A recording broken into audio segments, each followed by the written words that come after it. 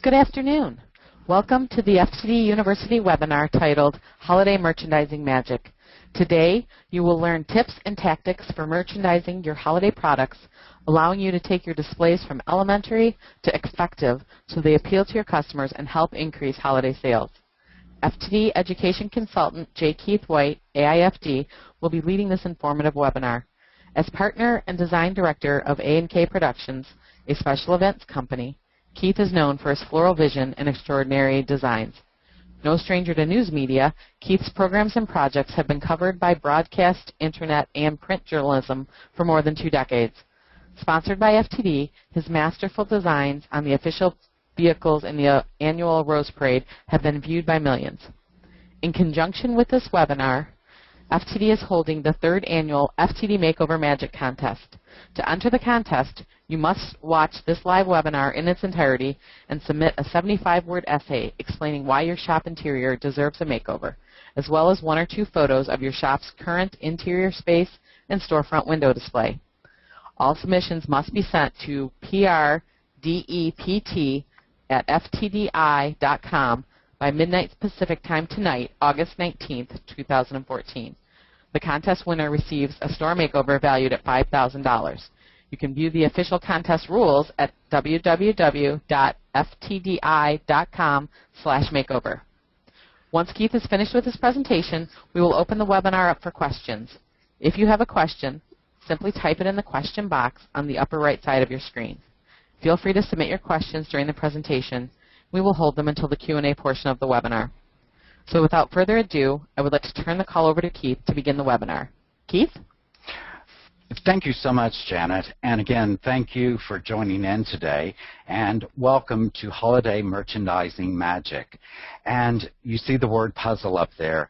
So in the word puzzle, so many things relate to that term and merchandising. So I must ask you a question, and because I know you'll have plenty of questions for me at the end of the seminar. But how does your store group and place inventory? Are you literally driving customers to buy, or are you driving them away in confusion? Of course, there are thousands of ways a store can display products. The question, what really makes the most impact on your sales and customers? And you know what? It's never been clearer that tired store environments are customer turnoff. Now is the time to refresh and to connect with consumers on a visual level with transition of everyday merchandising strategies that are magical, engaging, and sensory for the holidays. Look at this. It is the best way to start with a clean palette.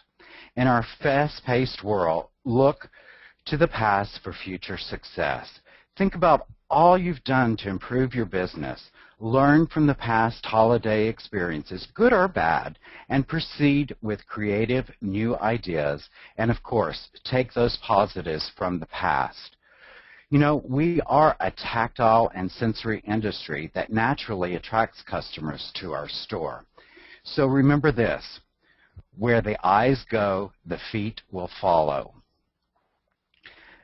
And to get started with the whole webinar, of course, view your store as a customer. So many times we enter the back door, we just walk maybe through the front door every day, and we don't realize what our store truly looks like. And in the FTD Magic Makeover 2013, here is a before and after photo of the shop. Always Something Special, that won the contest.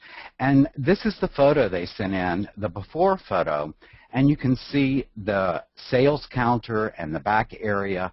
What a cluttered mess. And that's what I'm getting at, is here is the prime considerations that I took in fact, were to reduce clutter and avoid mixed messages. So this is for every store. Again, reduce the clutter and avoid mixed messages. And you might say, oh, I have a big store. I just have a little store. Well, this store was very small. And so I ended up placing larger scale fixtures, as you can see on the right-hand side, in a small space to reduce that clutter. I also addressed the local area, which is like her business market, her customer base, and color trends, so I could present a clear message, and then complete organization was essential to the success of this makeover. Additional items for the open concept makeover included new design tables. The added storage created an open and efficient work environment for the group there. And then the new consulting area for her weddings had an overwhelming success of booked weddings, as per Amy. And I have to say, she quoted, "Since the makeover, I have booked every wedding that I have sat with." So see, it does make a difference of what your store, not only just the merchandising part, but the whole environment that is put together. And with this makeover for her store, I gave it a cottage home feeling, which puts customers at ease and, of course, increase the sales for that particular store. And so be sure to register for the makeover today. It's not too late. And you can see the photos are an example of what was sent in through Amy. And again, congratulations, Amy, and I'm sure you're still enjoying your new store. So I mentioned about knowing your market share or niche. Do you see your store as a multifaceted path of twigs? Meaning, do you carry, other than flowers, home decor items, accessory items that are like add-on sales other than teddy bears and balloons? Or do you feature yourself as a line of straight boards? Meaning you are very focused on what you do, very flower-oriented, very straightforward, just like the boards of what you are as a floral shop. So no matter what, be proud, but send a clear message starting from the brick and mortar to your FTD store webpage. Bottom line, be focused and be consistent. Now to review like the top 3 everyday market shares: modern, classic, and organic, and how to translate these into holiday styles or themes. So how do your eyes react to both of these photos? Color and texture will impact your overall business. With a neutral or black background color in your store, fresh colors will pop, which creates instant drama. And that is the drama, the good drama we want in a flower shop. And so essentials for all showroom areas are correct fixtures and vessels. As you can see in both of the photographs, the containers that were used to hold floral materials. And you might notice, like that orange, we're not promoting Home Depot, so don't put the Home Depot pockets out in view of your customer base unless you are Home Depot selling flowers. So always remember that, what that impact can have. And so one of the things to remember, you can tell that in both of these photos, the areas are full. Areas should always look full. So even if you have to remove fixtures, it's better to have open spaces, meaning floor spaces, over half full shelves. So, and be sure to check out items like nesting tables and lighting available from Florist Review for merchandising. And of course, with the FTD site, some of the items that are available there also under your toolkits. And so the translation of this holiday modern, you can see it here.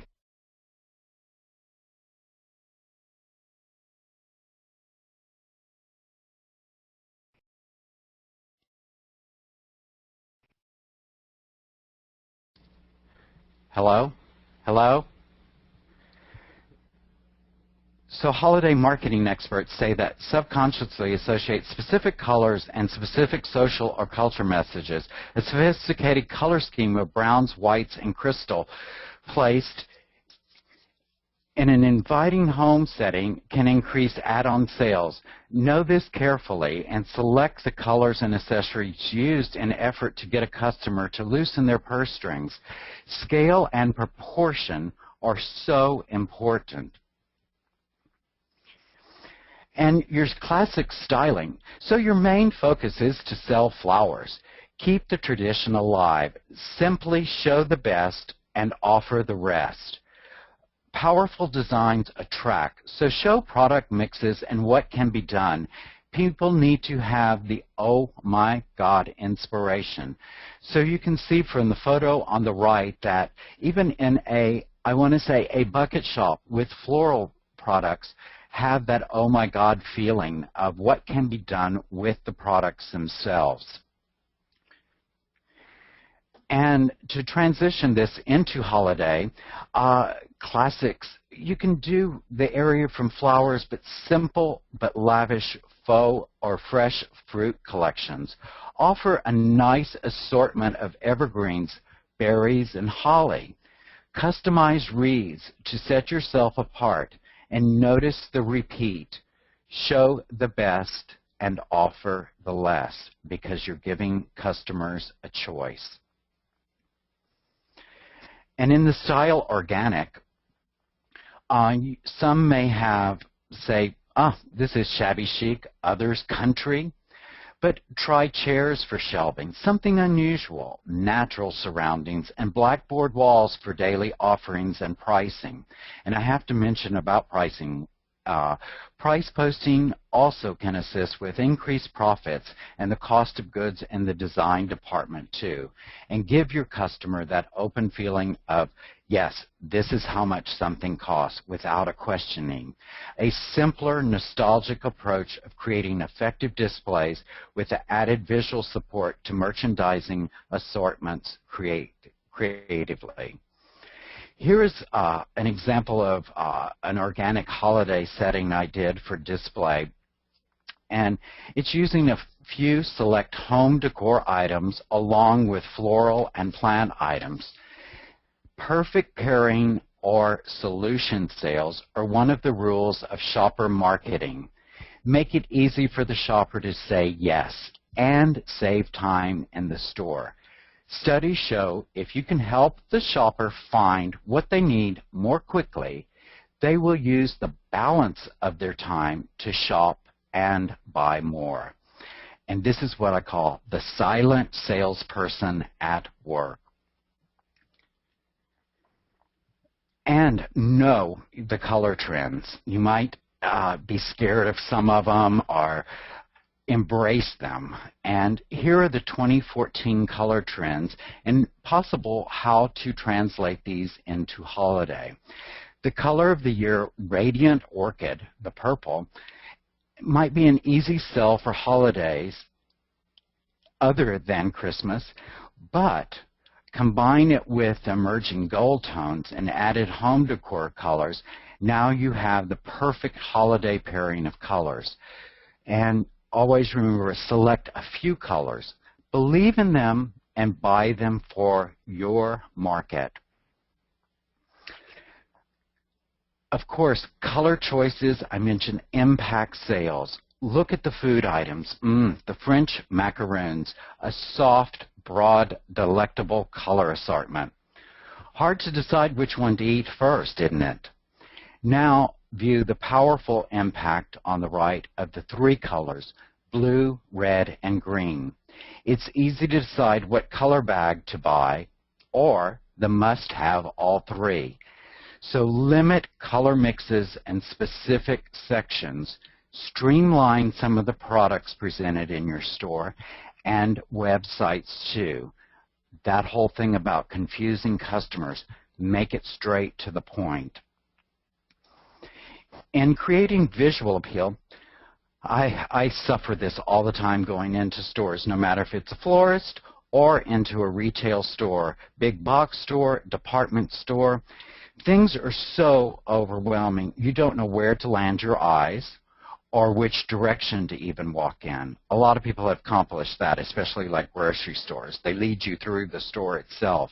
But most often, stores neglect these general rules of merchandising, including keeping products clear, visible, and appealing in display, and approachable for customers to touch Your display should flow naturally and lead your customers throughout your store.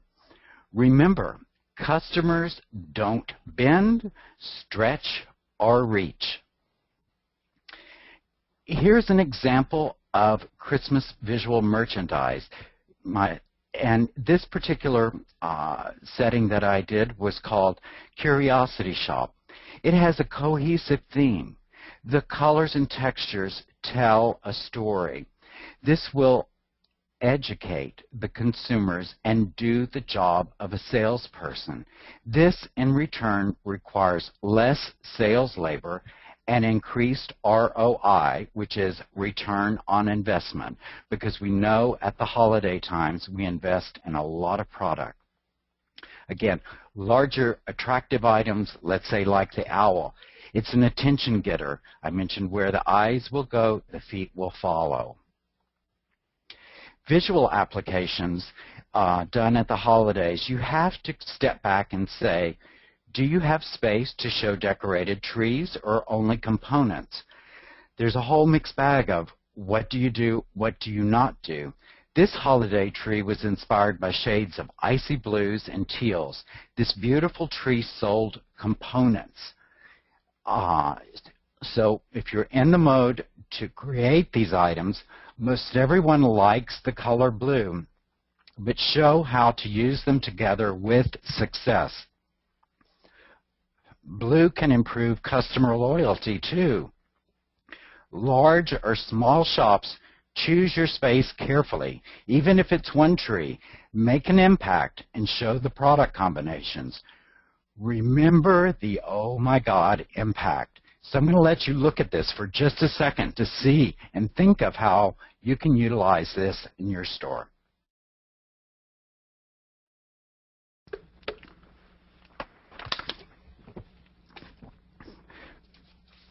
Cross-merchandising. Now you see some storytelling examples that encompass your total store merchandising areas.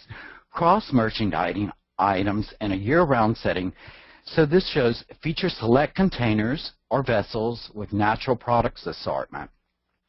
Visual merchandising with home decor items or props to tell a story educates the consumer and again can do the job of that salesperson. Again, add-on sales with product placements.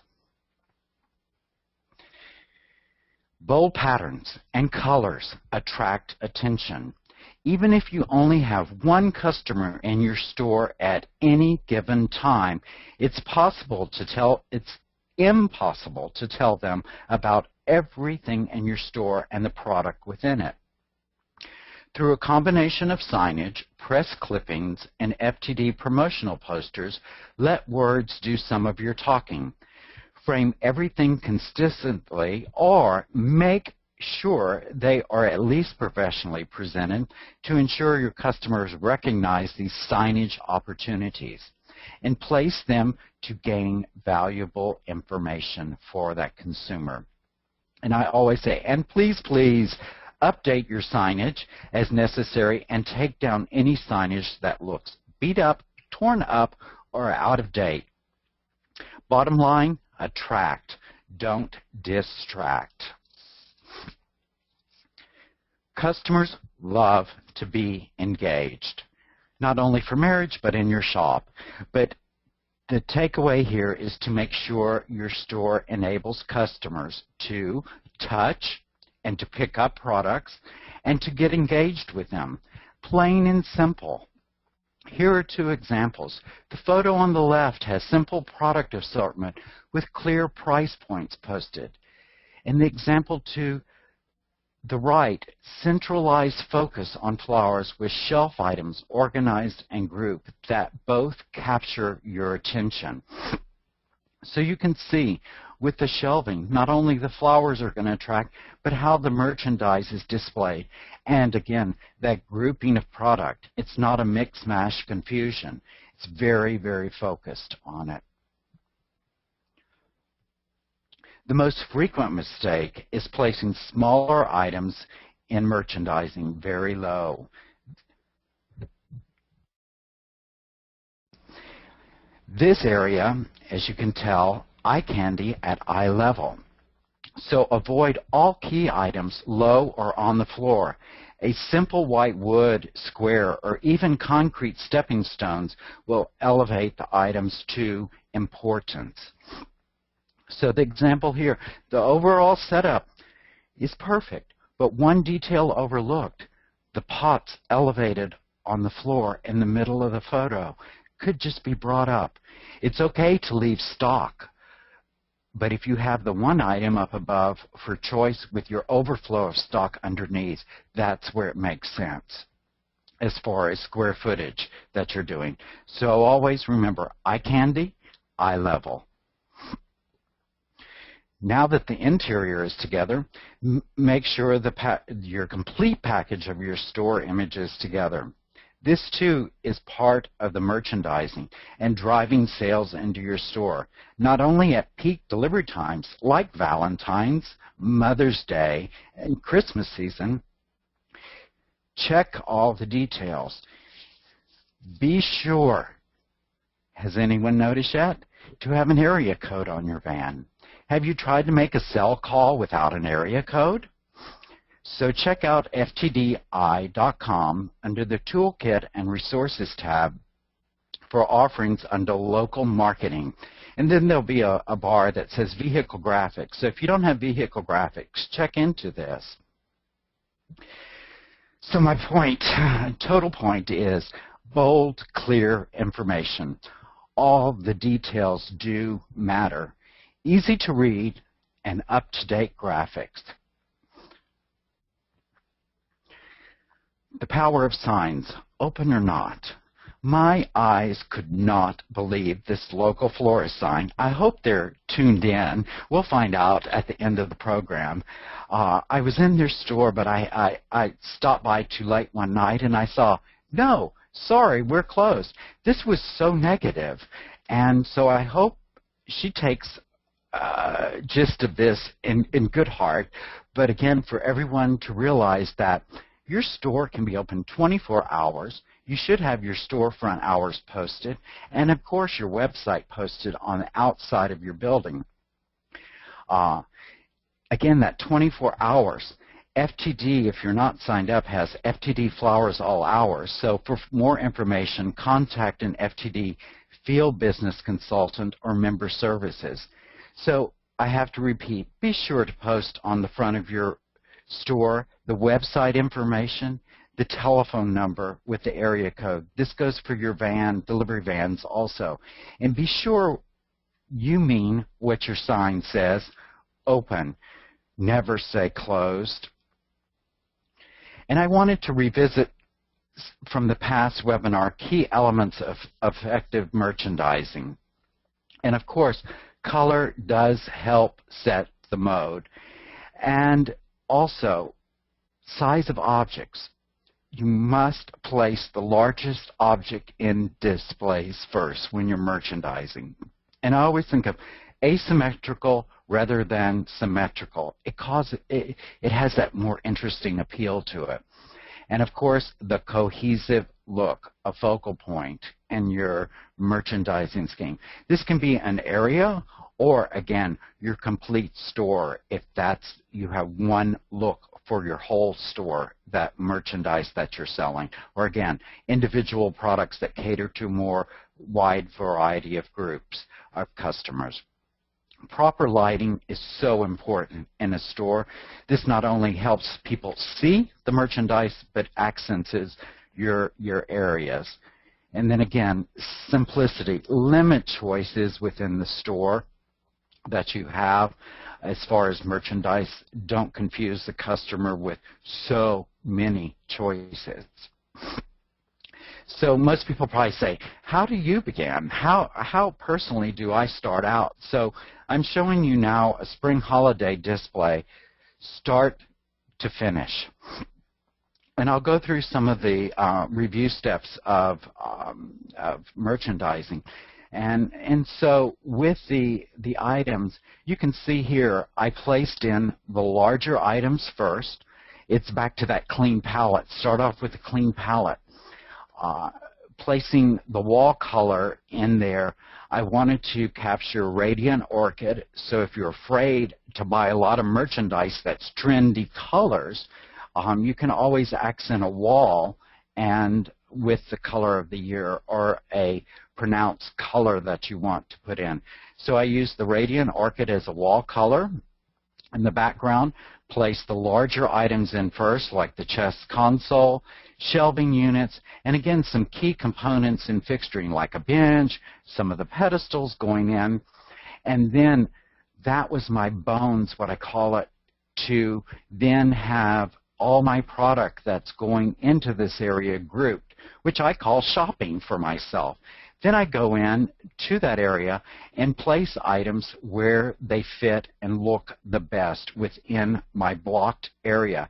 So I have a variety of items that are shown, like lanterns, mirrors, pillows, wall decor, and of course all the floral elements that I've added in. So this truly is the crooked twig syndrome, that I have a lot of items available. But the bottom line with everything is for a complete and cohesive look. And so this should be kind of almost a 2 to 3 step process. Paint or figure out your background color, larger objects that go in, and then place in your smaller objects that are the ones that are really for sale. But I think in a store, everything should have a price tag on it, and it is for sale. So you look at another picture of simplicity of designs that, and I mentioned to, it was somewhere, and we were talking about, oh, they didn't have a lot of product, and or do they feel like they're going out of business because they didn't have a big offering? But guess what? Simplicity of displays shows a strong belief in your product. This also shows your store is sure of itself and the merchandise too. All equals customer confidence. And that's the ticket right there. Know your customer base and buy appropriately. Simple shopping choices with an interesting selection. Precise placements. Items are visible and easy to reach. I can't stress that enough. People go in and they put these fabrics all over the place and they drape everything, and everything looks like if you're going to touch it, the whole thing's going to come down, and people stay away from that. So more of a clean, precise placement of products is the key element here to look at and decide. If it's even, again, more on the contemporary side, like all the succulents on the left-hand photo, or maybe more on the traditional side, back again, another setting with a radiant orchid background. And scale and proportion. You can see I did this in a larger setting. Now it's done in a smaller setting with the same feeling. So don't be afraid if your store is smaller that you can accomplish these types of items in it. So purchase items appropriately on customer base and store market niche. Make the areas interesting. Simple, precise with add-on sale choices. And I have to say, note the price tags on everything. And I have to mention this. Over the weekend, I went to it was a garden type center, and I was in there and I wanted to pick up some more plants, and guess what? Nothing's priced. There's no people around. Yes, they were greeting me at the door, doing all this stuff. They couldn't have been nicer, but their products weren't priced. Guess what I walked out with? Zero. Because I didn't have the time. It's 100 degrees outside. I'm in a greenhouse. I wanted to make my decisions pretty quick, get my plants, and get out of there. So again, without a price tag and not knowing how much it is, you're losing customers, even like myself. So again, look at color and lighting. It's essential to set the mood for sales. Like a puzzle, the pieces have a precise fit to make it complete. That is how merchandising works.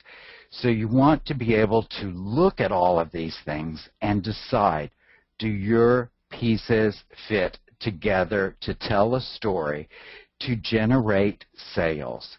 And creativity. Explore the options. Motivate your employees with involvement. I read a piece about hardware store merchandising and how many times people walk around the store and go to the front. If something sells, fill in the space, front shelves, do other things. It's like that syndrome in a florist. There's always something to do. If it's sweep the floor, clean the shelves, it's remerchandising and grouping items back together if things have sold. So you just might discover you have a magic merchandiser on hand. I think on part of this, some of the audio might have been cut out. If you need me to go back and review anything, I'll be more than happy to. The slides do tell the story, I hope. But again, you might have those questions that you'll be able to ask me now. And again, thanks for being available today and looking at the merchandising webinar. Hope you picked up a few tips, and we're going to go to question and answering time. And if you're afraid to ask your question or don't get it in, because we always have an overwhelming amount of questions at the end of what to do, you can contact me and I'll be glad to answer you. My email is jkeithonline@att.net. And of course, this webinar is available to view at your convenience at any time or day or night at ftduniversity.com. And these handouts and the actual webinar is available if you go to ftdi.com, ftduniversity.com, webinar materials. So with Janet available, we'll be able to turn it over for possibly question and answering time. Keith, thank you so much for sharing a lot of great information with us today. We saw a lot of beautiful holiday displays there. As Keith mentioned, we are now open for questions, and if you have a question, simply type it in the question box on the upper right side of your screen. We have a question from Lori. It was from one of your earlier slides. She said some of the flowers appear to be, they were on display but not in a cooler. She wanted to know, how do we do that without profit loss? Keeping flowers out in your shop, that's always been a big question about what do I leave out and what do I put in. I'm from Texas, so of course we have air conditioning, and then I know from the north in the wintertime it's cold, and so that question does always arise. But think about flowers that you get into your store that are processed that really should have time to open up. Let's say for like lilies, or even some of the tropical flowers that were shown, like some of the pincushion proteas, anthuriums, things that do not need to be refrigerated in very cold environments, or you want to leave out to open. Those are always my first suggestion, is to leave those types of flowers out in your store. And again, if you're carrying tropicals, those always cause what? An impact or interest, customer interest. They want to know what these are, if it's like the pincushion protea or even some of the haliconias, things like that. So always, again, you're not going to want to leave garden roses out or other things out for long periods of time. Of course, you'll lose those unless you have high walk-in, and that's, again, knowing your market and knowing who you're selling to is what to leave out for the longest. And you might be surprised leaving flowers out. So many shops that I go into, it's like you walk in and you don't even see any flowers. They're all in the back in a back cooler. And it's like no one even knows what's back there. It's the dungeon. It's the jail cell back there. And they're only allowed for designers to see. And customers have no idea what that shop really carries. So take to the point that you might want to leave some things out in your store. All right, our next question, Keith, is from Laura. You mentioned limiting your products and things so there's not too much, but she's wondering how many things should be shown, because she doesn't want people, then they get people saying, well, you don't have enough stuff, or is that all you have? That proverbial question, I had mentioned that. One store that I do merchandise a lot of is they like a lot of product in a small shop, and that's how they are. And if they have limited products, yeah, people will go, oh, you're going out of business. And so that's one of the things to know is how to make your, if your store, again, if I know the question a little bit more specific is, do you have like a country cottage store? Is all your materials country cottage? Or are you catering to a multitude of stores? Can she jump in and add that, or do you want me to just kind of give a generalization, Janet? We've got another question, Teresa, from Teresa. Okay. And she says they have a stairway down the center of our shop floor. What can she do with this area so that it's not lost space? A stairway down the middle of the store. First thing I think of is how to incorporate that into an area of merchandising. Are the customers, again, allowed to go up the stairs? Is it a two-story shop? It does not say. Oh, God. See, I have to know the details. It's all about all these little details. So for y'all typing in questions, be very specific. Okay, my first thought is to use... Wait, she says it's wide but nothing upstairs. So customers don't go upstairs. Is it off limits then? So I would definitely incorporate the stairs as part of my merchandising area. If it's to use for garlands on a staircase or feature the staircase as a in-home type of item like I showed in that holiday setting where it was a living area setting, always use that staircase or railing as a backdrop area for part of the merchandising. If the customers are not allowed to go up the staircase, I would just do some kind of simple roping in front. I would not kind of feature a bunch of things going up the staircase, because guess what?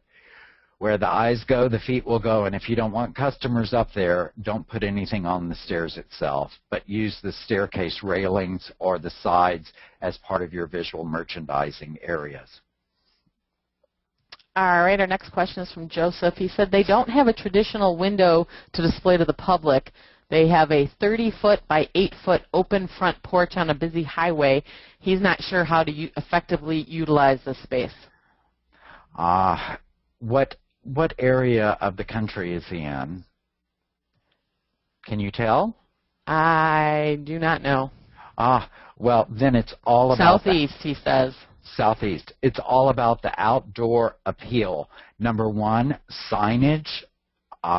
If it's your van parked out front with the correct wrap on it, again, all areas, and I go over this quite a bit because so many areas have sign restrictions or there's deed restrictions with the sign restrictions. So it's how to name yourself out on this highway that people know you are there with a type of signage. If not, it's how to landscape properly or create, again, don't have it, if you're a garden type center, yes, have a lush garden area. If you're more of a focused retail shop, stick with that and do larger planners, larger items, more visible items. Again, if it's a busy highway, most people only have a few seconds anyway driving by a shop, a couple of minutes if they're walking by your shop. So if people are constantly moving outside your shop in a car, first thing I would want to do is have anything overscaled for the exterior and not a bunch of little bitty tiny plants or hanging baskets here and there, but larger scale items that people go, oh my God, there it is. There's a shop there. There's a florist there. Looks interesting. I want to stop and go in. All right, our next question is from Timothy. He said they were a gift shop for 7 years.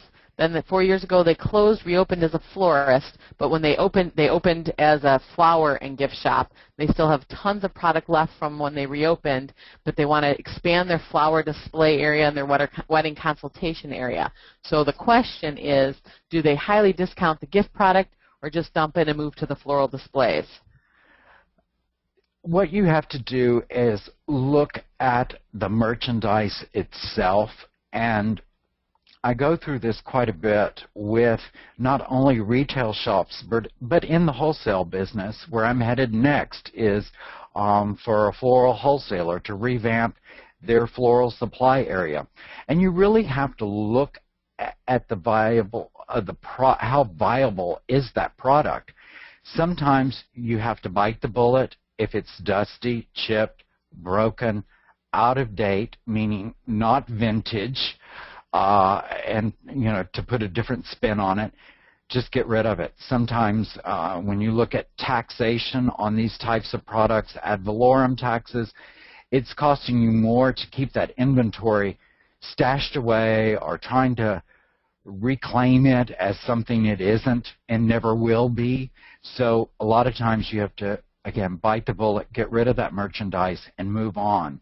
But if it is viable product, how can you incorporate that into your new look or new store?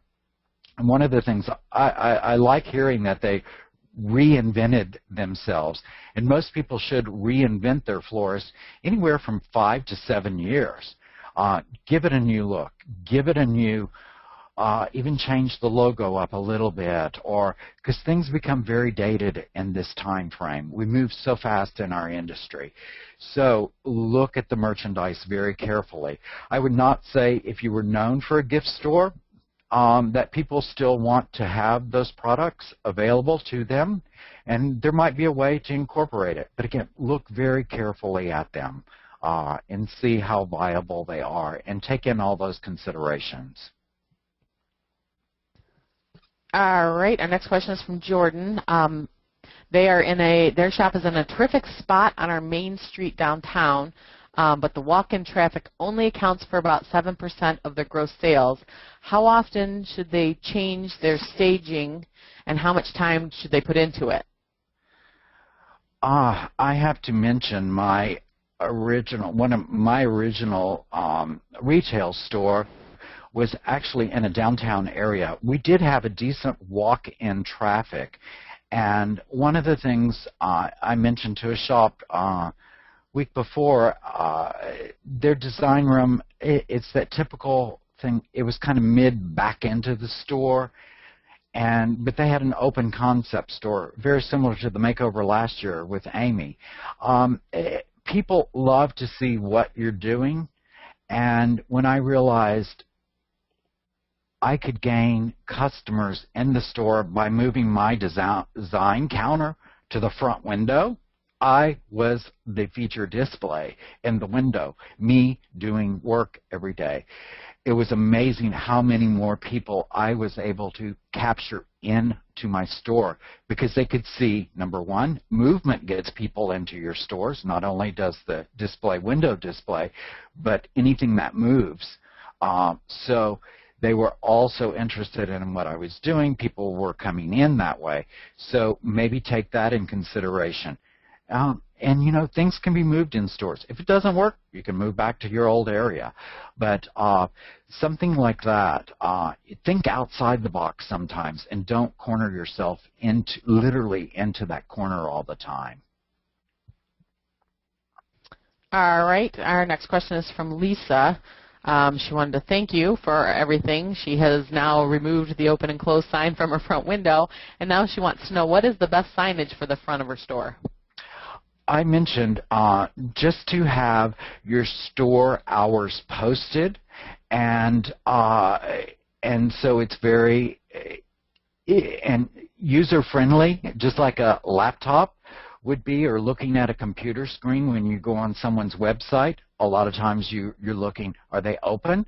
So give your hours specifically on the front of a store, and know that and you hate to say, like, I'm open Monday through Friday, Saturday, and then Sunday. Don't even put closed for Sunday. Don't even put in you're closed on Sunday. And have that 24-hour sign out there. Make sure you have your website available to anyone that's out front. It's like me traveling around and doing different things. There was a friend that died the other day, and I wanted to stop at a store, and that's why I'm thinking, oh, well, I saw that van maybe, and I was out of town. I could call. Well, there's no cell number. I didn't know the area code in that part of town or country that I was in. So there was no way I could make the call, only because of an area code. That's why I had to bring that up. And so make sure you have your area code with your telephone number, the website, and then if you have the FTD Flowers All Hours that can pick up for you at night. Unless a lot of people still that I know have their phones forwarded to their cell phones, and if they're a smaller store, smaller community, and they answer that phone 24/7. So it depends how your life wants to be. But again, just have those hours posted. Never, ever say you're closed, because you are open 24/7. All right, our next question is from Shiloh. Their shop has a western exposure, and it gets very hot and sunny in the front window. They want to grab people's attention, but they don't want the items to cook or fade. Any suggestions for an eye-catching window? And I would have to, for any of these questions, if like the staircase, if you want to send me a photo and want a little bit more detailed information, again, email me. I'll go back to that slide. You can contact me at jkeithonline@att.net. But to answer that question, it comes up quite often that people are always on that hot side and they can't put plants in the windows, or it's back to the one girl's question, leaving flowers out. Hey, it takes some work, rotation of product, and to see how that works in your store. You can rotate different products. Eye-catching windows, I would definitely do a changeover. It was like the question before, how often do I need to change windows, or how often do I need to do anything like that? During the retail phase, I was doing my change out every 7 days of windows. That was a given. On Mondays, we would do window display, and that's because it creates more interest. We had people driving by just to see the window display. Again, causing interest in the store. So if you have that issue of a hot side of the store, you might want to change out. Even if it's silk flowers, change your window displays out more frequently. You can have the bones in it, meaning like the pedestals I showed you, or a chest, or some type of fixturing in there that you leave consistently in there for, let's say, the month, but then change out the products. It doesn't have to be in there for 6 months or even a quarter, meaning 4 months at a time. So frequent window changes increase visibility in your store as far as people wanting to say, there's something new in there. And again, the more you move product in your store around that you do have walk-in customers, they might not have ever seen anything, because I have to mention, there is a dead space in a store. There is a hot space in a store, meaning hot not from the sun, but no matter what you put there, it's going to sell. So remember that also. Rotation of product throughout your store. If it's not selling in one location, move it around. It's just like the window. If it's fading or you're having those issues, keep it rotating, and it'll cause a lot more interest in the store itself. All right, our next question is from Susanna. She wants to know what advice you can give her. She is a first-time flower shop owner who will be experiencing her first Christmas this year, which will be actually the shop's 82nd Christmas. So, repeat that, Janet. 82nd Christmas. So it's an existing shop that's been around for 82 years. Yes. But she's a first-time flower shop owner, and this is her first Christmas. So she's wondering what advice you can give her for displays and. Okay, square footage wise, if you want to email me maybe some details about your store, I'll be glad to go in it a little bit more. Because that's kind of one of the questions, my shop is, I get all the time, very small. How or what would I suggest that I choose for one Christmas theme? One Christmas theme is a hard call. Number one, red, white, and green sell the best. But if we know that sells the best, do we really want to show it? So you might go outside of the box or out on the limb a little bit and maybe show something like that beautiful teals and silvers, and know that you're current. So again, if the shop is 82 years old and this is your first time to make an impression on customers, you don't want to send them into cardiac arrest by any means, that they've been used to something, but you want to show that you are proud of the store and taking over the store, and that you're with it, you're together, and you want to see this shop survive another 82 years. Keep up with the trends and show something maybe a little on the trendy side. Even if it's like that snow garden with the white and the snow or something. Make something very beautiful in the store and make an impact with just a few things then. But again, email me maybe the square footage of your store or kind of what had been done in the past, and I'll be glad to go over it with you in email. Okay? All right. Laura from previously added a little about the limits. She said for clarification, they're a very small shop in the city in a strip mall. They do offer a selection of various items, but she's still wondering what that limit is. Is it 3 to 5 or over 8? Do you need a picture? If you so their main focus is flowers, I would say then, if it's in that type of shop. So I would limit your items to to start off with is like that cross merchandising photo. I can go back to it if you'd like, but you can review it again at ftdi.com, the whole presentation again, and look at the photos more closely.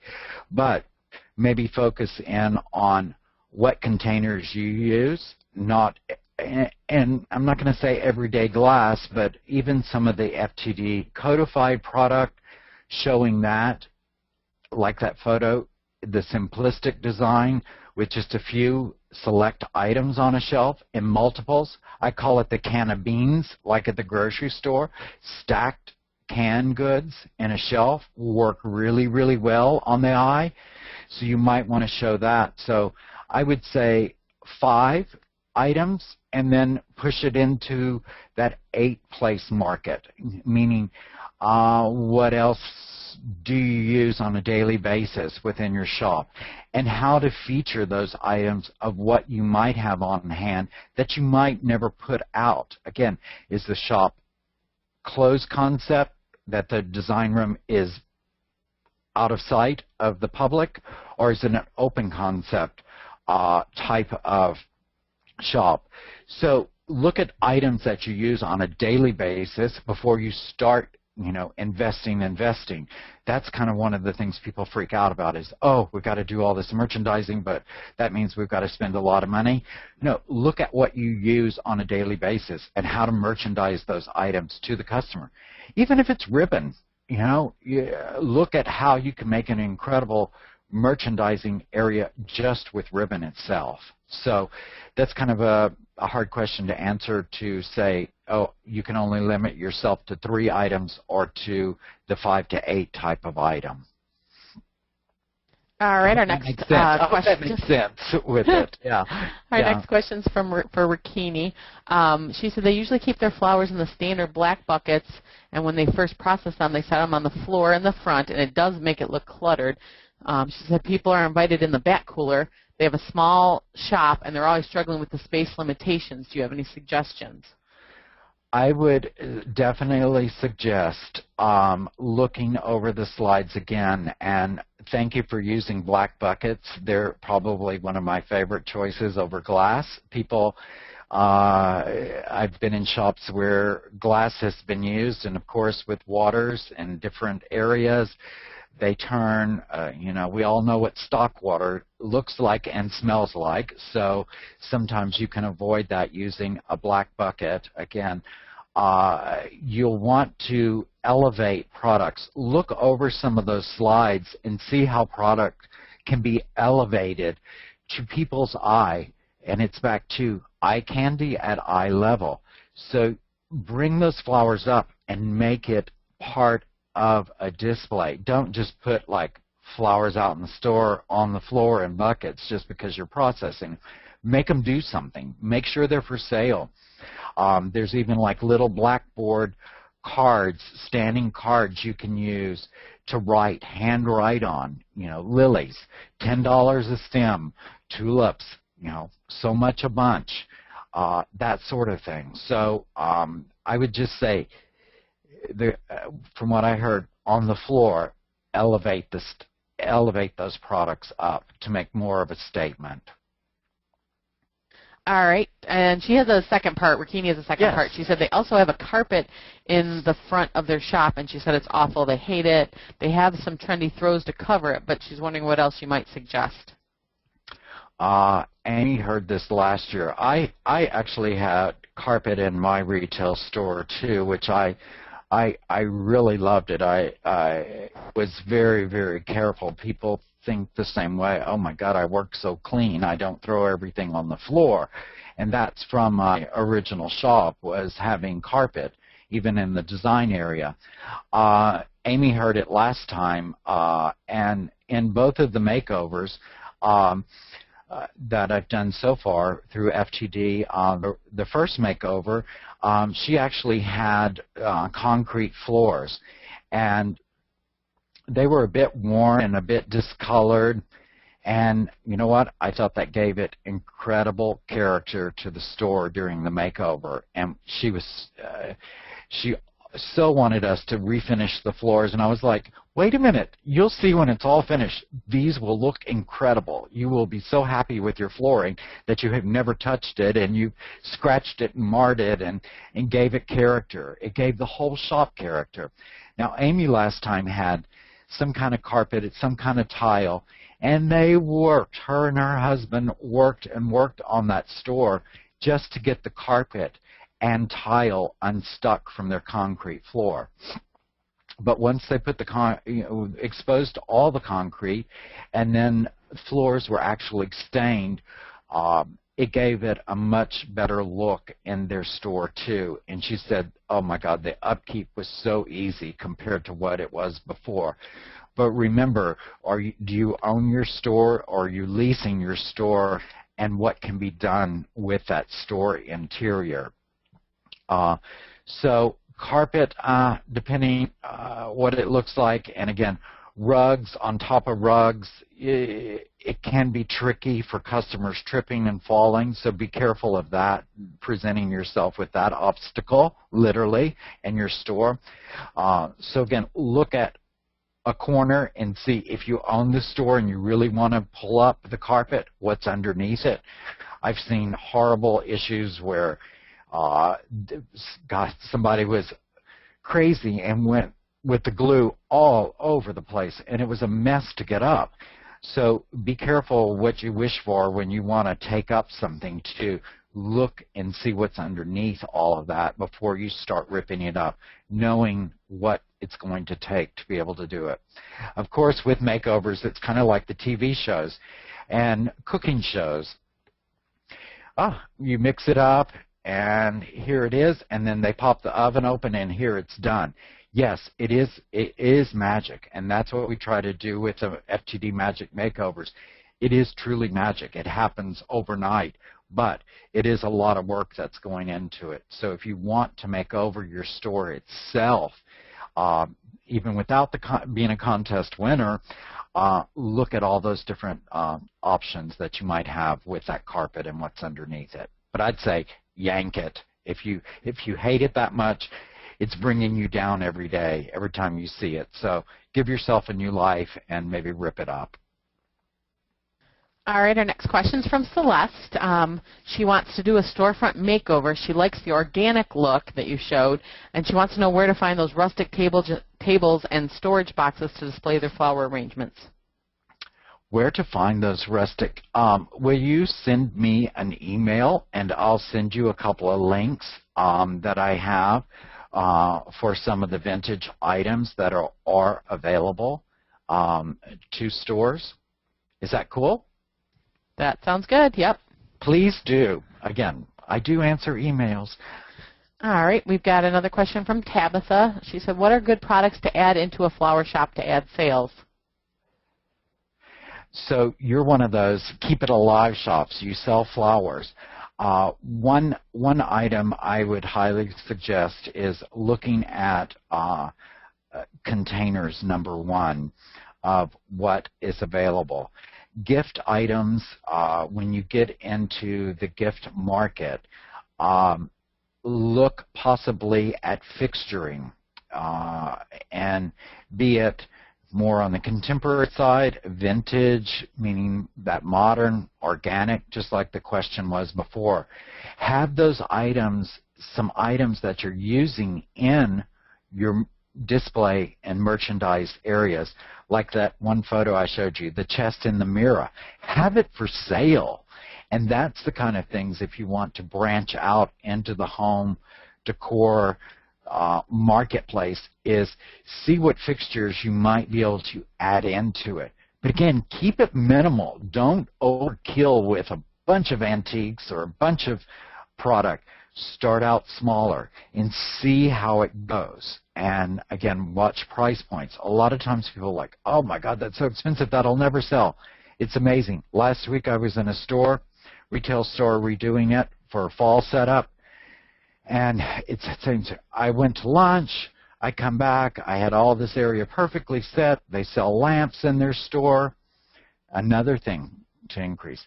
And I walk in and I'm like, who moved all these lamps? And they're like, they sold while you were at lunch. So you never know. I'm always amazed at what this shop sells and their customer base. And again, there went my display of lamps on this beautiful new chest they had received in. But hey, that's what I'm there for. And that's what you're in business for, is to sell the product. So again, you might want to look at trying to merchandise with those types of items, more in the home decor, with a price tag on it. That's it. All right, I've got two more questions. Well, actually, Jude has a comment. She just wanted to say that she hopes that your garden center experience was their store in Beverly Hills, Florida, because she's always on her husband to mark the plants with the price. So she's definitely going to be entering the contest. She wants to definitely enter and win, because she's learned that she definitely needs to paint and do some other things. But she definitely wanted to say thank you. Sure. And I wasn't in Florida over the weekend. I was here in Texas. It was 100 degrees here, too. So, all right. Yes, it's a key. It's, oh, God. Yeah. Pricing. We've got another item.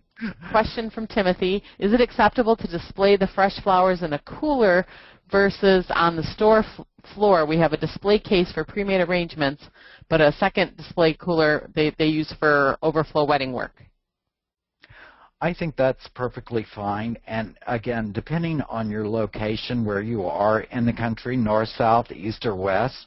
Of course, if you're out in California, where I'm headed tomorrow, beautiful weather for the most part, and a lot of shops leave product out, all the time. But if you have it accessible to the customer, where those walk-in types of coolers, or coolers, even a two-door cooler with, that they have to slide, if it's purely visible and it looks like you can open it, again, customers don't reach or bend or stretch, so if it looks like it's really easy for someone to visibly see those products, it's great. But again, I always like to see things out in a store, even if it's just a few things, because it's that draw of people wanting to proverbially stop and smell the roses. So just make sure you take a look at how you display your cooler. That not everything, and I heard pre-made arrangements, not that everything, and I showed that to Amy last year too. She had beautiful, beautiful cooler space in this shop. It was amazing the amount of coolers she had for such a small shop. But she's a very busy shop, and with weddings, exactly what this question is about. And in that small two-door or three-door cooler she had We put in her pre-made arrangements. But yet, in that cooler with those pre-made arrangements, I said, Amy, put in a small vase of something you're using. If it's like, let's say like some interesting items like rose hips or something that would draw somebody's attention, maybe part of what you're using on a daily basis or some interesting items you have in at that time of the season. Put them into that doored cooler that it looks like, oh, those are cool. And again, it's more interesting than just going, is this all you got? You know, so everybody wants a little bit more customized arrangements, I think, today. And they want to be a little bit different, or they don't know. It's that proverbial thing that happens at Valentine's is a dozen red roses, a dozen red roses, a dozen red roses. And do people not know there are other colors of roses available and beautiful roses available? So if you don't show it, you can't sell it. So that's all I have to comment on that one. All right. Well, we're out of questions, but Sharon did want to know if you do consultation work, if a shop wanted you to come to their shop and give them some advice on certain things. Do you do that? Do I do that? I do. I am, how do you say, very busy. Janet knows. She can attest to that. Yes, but I do it. And again, I don't mind answering. I don't mind giving full consultations. But if you have a few specific questions, like the staircase you want to show me, that I might be able to answer a little bit better, or a few little things, you know, tips, hints, experience. I think a lot has to do with, God, been there, done it syndrome. And so if you want to email me your contact information, I'll be glad to discuss it with you. All right. Well, that is it. So I want to thank everybody for attending today's webinar. If you missed a portion of the webinar or would like to view it again, as Keith mentioned, a replay will be available at FTD University online later this week. The webinar materials are always available at ftdi.com. Simply click on the FTD University logo on the bottom of the homepage and then click through to the webinar series page. If you are participating in the FTD Makeover Magic contest, you have until midnight Pacific time tonight to submit a 75-word essay and 1 or 2 photos of your shop to prdept@ftdi.com. And again, the official contest rules can be found at www.ftdi.com/makeover. We will be sending you a brief survey to gather your feedback on today's webinar. We would ask you to please complete the survey to help us improve future webinars and other education programs for you. The next FTD webinar is scheduled for Tuesday, October 14th. Mike Fassler from the Family Business Consulting Group will share a high-level view of the unique challenges and opportunities that come with a family business, as well as provide 5 specific practical tactics that successful families use in day-to-day operations. Registration is already available at ftdi.com, so be sure to register as soon as possible to reserve your spot. Again, thank you, Keith, for sharing such great information on holiday merchandising. This concludes FTD's webinar, Holiday Merchandising Magic. Thank you.